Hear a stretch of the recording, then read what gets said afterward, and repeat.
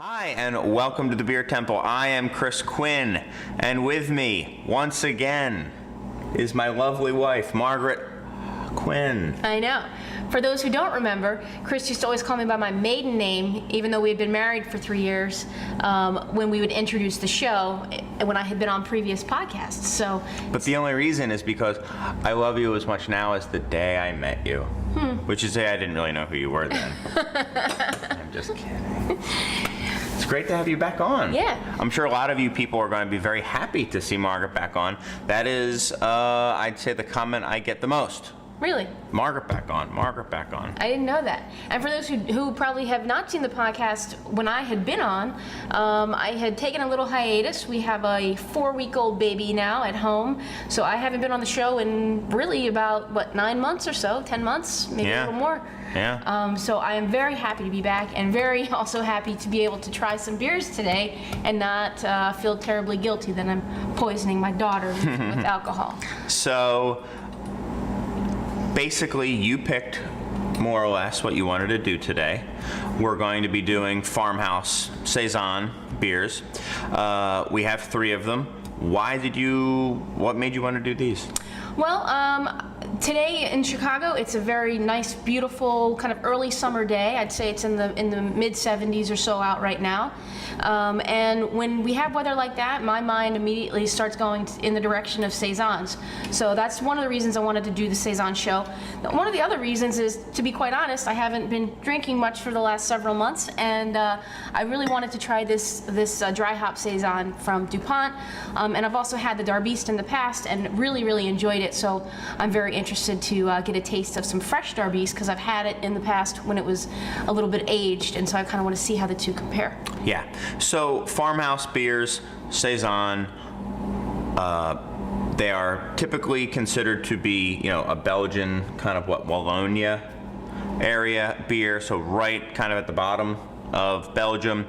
Saison means season. We've done a couple saison shows in the past. We've done French or Belgian saisons, I think, in the past. And they are farmhouse beers. Traditionally, they were beers that were drank in the summertime by kind of the farm workers, who are oftentimes kind of migrant workers or seasonal workers. They were supposed to be really refreshing, and I think most importantly, hydrating beers. And they were tended to be lower alcohol, even lower alcohol than we will see typically currently in current times. And there is no real true saison style.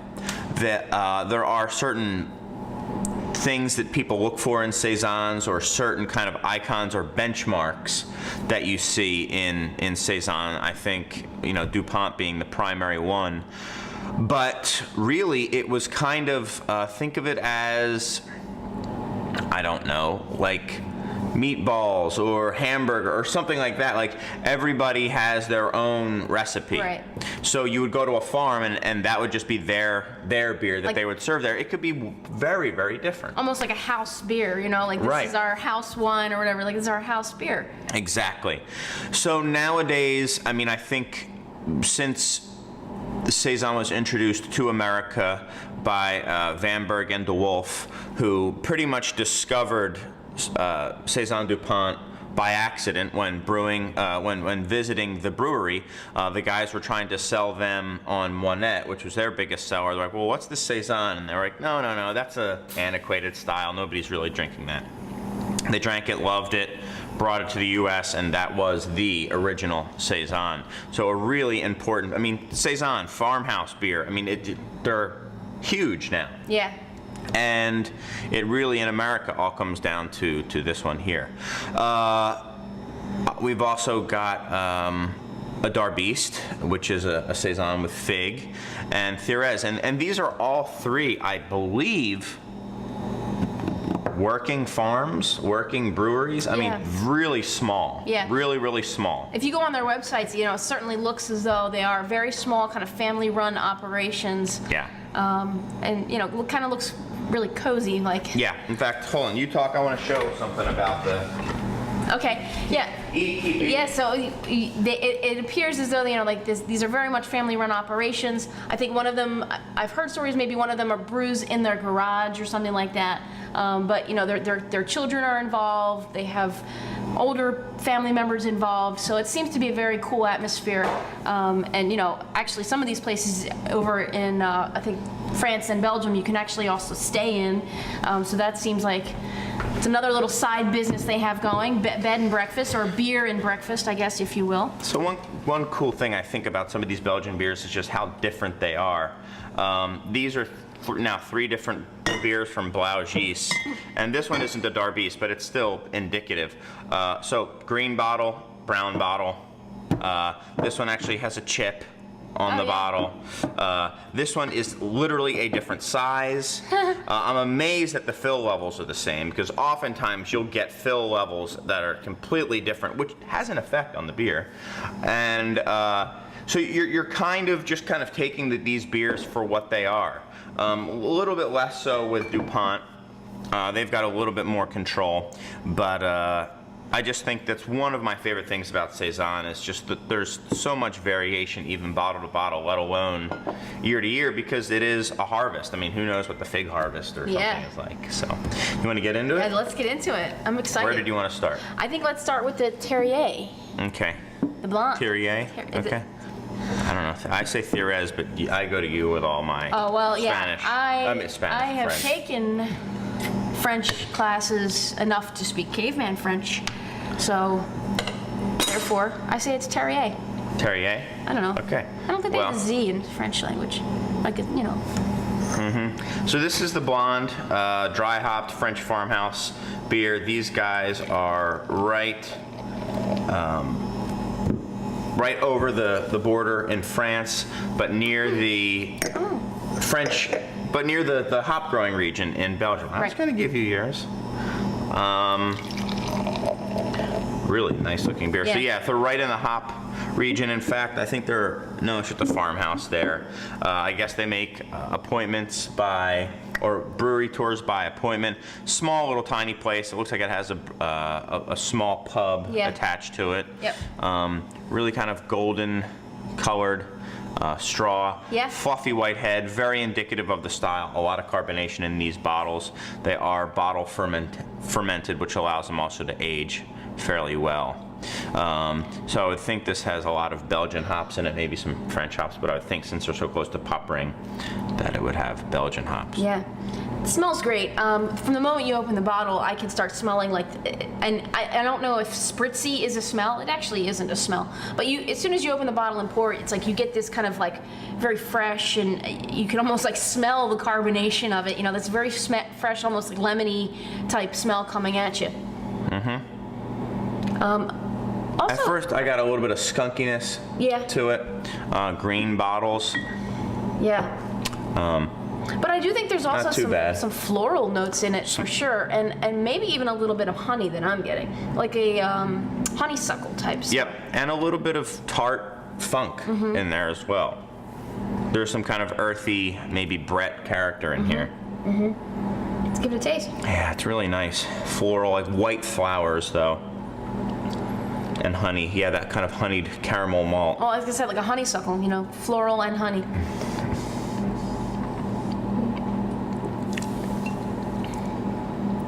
Really mild, like biscuity, quite bitter. I was gonna say it's much more bitter than I would have expected. I don't think I like that.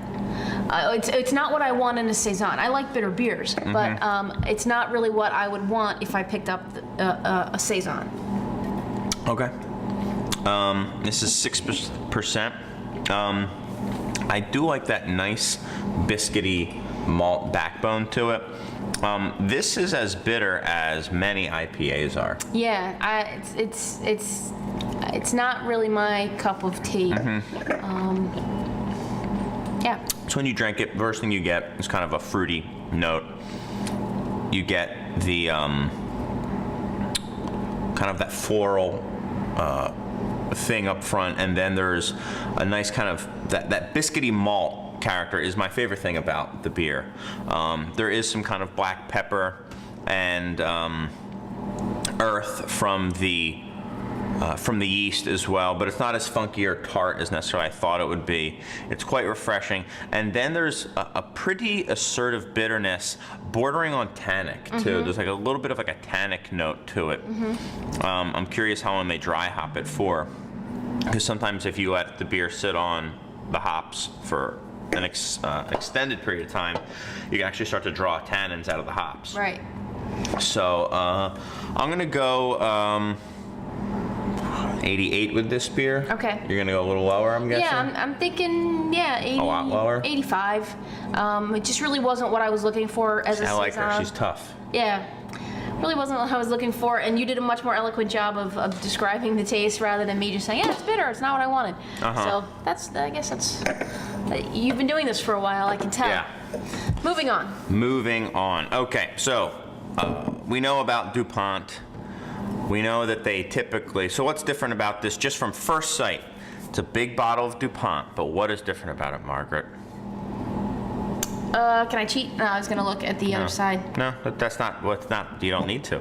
It's in a brown bottle.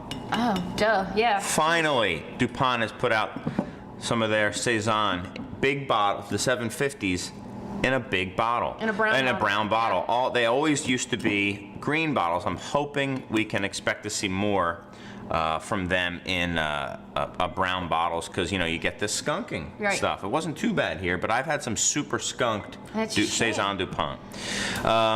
This is their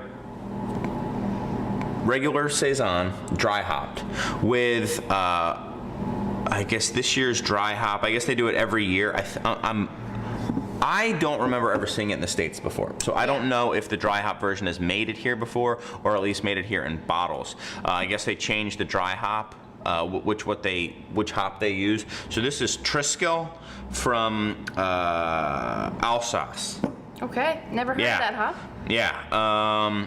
So it's a hybrid of a French Strisel Spalt and an English Yeoman hop. I mean, certainly no hop that I've ever heard of. Right. All right. So we will see what we're looking at here. Big pop. Yeah, sounded very celebratory, as though it knew I was here. Yeah. Man, now that is a big fluffy head. One of the things I like about, I guess the style in general in Saison Dupont, just you always get that beautiful looking beer. It's a great looking beer, and if you filled it up all the way, it would look even better. Exactly. Just a wonderful looking beer, very similar in color, maybe a little bit more orange, a little hazy, and yellowy orange with a white fluffy head. A little bit rocky, but a pretty densely packed foam with some kind of sudsy air bubbles on top. Yeah. Oh, man. Again, you get like, those, to me, it's like those light lemon notes. Yeah, I'm getting lemon, but I'm also getting a little bit more of a ripe fruit as well. Maybe like a ripe melon. Yeah. Or I was gonna say like a ripe peach, maybe. Something like that. And I get something like there's like an herbal quality, almost like a menthol or mint type quality to it as well. Yeah. I get more green, maybe like basil or something like that. Like a fresh herb. Yeah. Parsley, something like that. Yeah, parsley. Yeah. Bang. Dead on parsley. Let's give it a taste. Yeah, it's got a really nice parsley note to it. Ooh. Yeah. So you definitely taste Dupont here.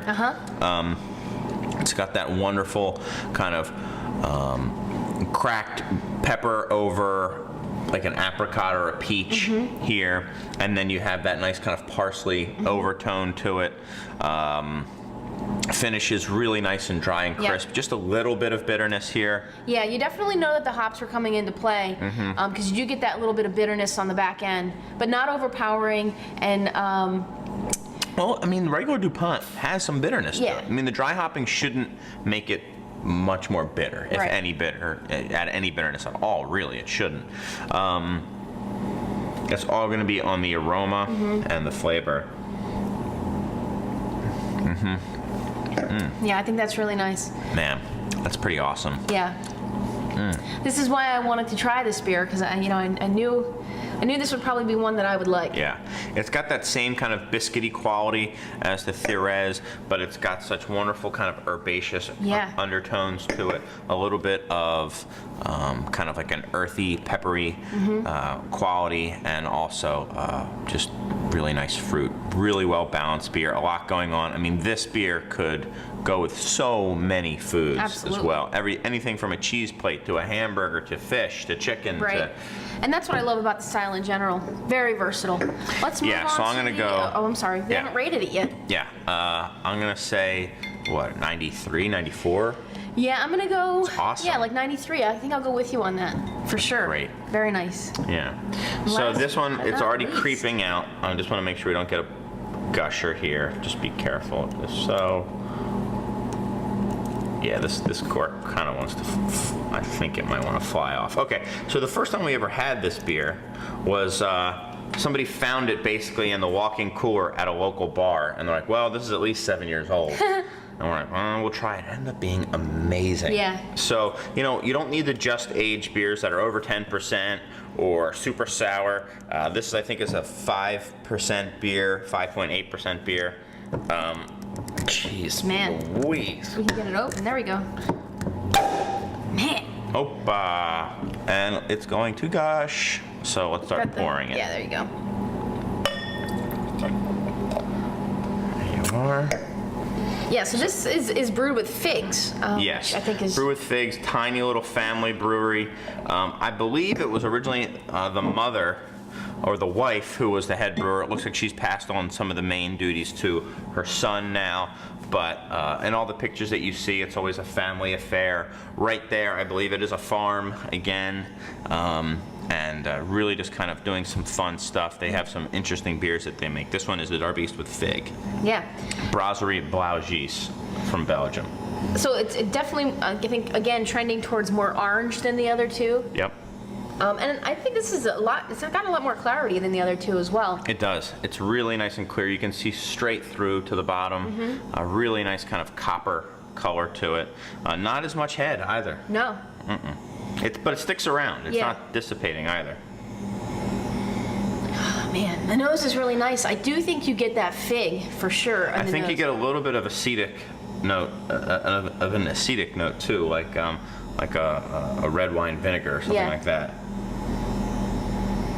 You definitely get some fruit, so some dark, not actually like a green fig. Well, that's what I mean, like a fresh fig. Yeah. Not a dried fig. So often that's what we're used to getting in the market. You do get the caramel undertones of the malt as well. And yeah, I mean, the more you sip it or smell it, the more that kind of fresh fig kind of jumps out at you. Definitely. Almost like a golden raisin thing. Yeah.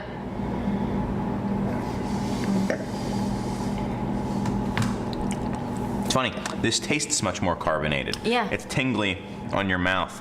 You get those figs and that kind of a really nice like orange jam thing going on as well. A little bit of bitterness. I think it's got a little tartness in it too. Absolutely does. Yeah, you can almost smell the tartness on it. Yeah. Balances it out. It's a little light. I'd like to have a little bit more sweetness in there here, I think. Yeah, I agree. Yeah, I think the fig, I guess if I'm choosing a beer that's going to be brewed with fig juice, I kind of want that sweetness to be coming into play a little more than what it is coming in here. But to each their own. If you're looking, I guess if you're interested in a fruit beer and you don't really want a fruit over your, kind of hammered over your head, this could definitely be a good option for you. Yeah, and for me, I think I want a little bit more sweetness to it. I want a little bit more of the malt character or something to kind of go with that acidic note. I want it sweet and sour a little bit. But the sour is very, very minor. And like I said, every bottle of this is a little bit different. I'm going to go 80. If I went 88 with this, see, I probably should go to 87 and then go 89 with this guy.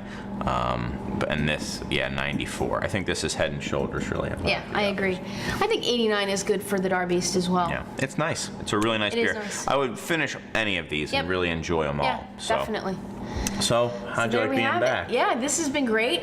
Really enjoyed the Saisons. Got to try some beers that I've been wanting to try. So And I managed to make us late. yeah, and now we are We're a few 3 minutes minutes late late. for opening the store, so we need to wrap it up. Yeah, well, thank you guys so much. Let me know what you think of having Margaret back on. See if they really like you back here. Yeah, that's about it, guys. Which one do you want to go out on? Let's go out on the Saison. Or Okay. Dupont. All right, guys. We've got some great beer to drink, and hopefully you do too. Cheers.